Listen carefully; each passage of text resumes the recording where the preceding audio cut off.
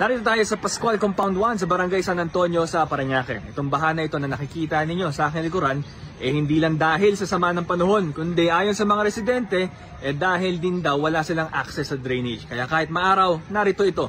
Bukod sa perwisyo ang baha, bumabaho ang tubig, nag-aamoy burak, kaya nagiging dahilan ito ng iba't ibang mga sakit tulad ng leptospirosis at dengue.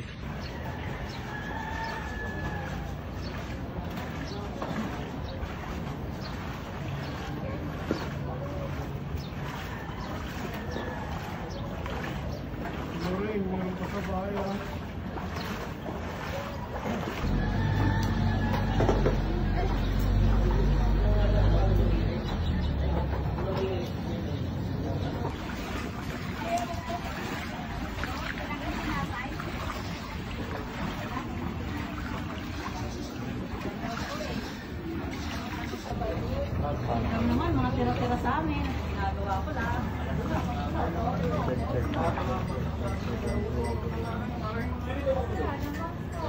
Kaya nga, wala na akong makikita sa bahay.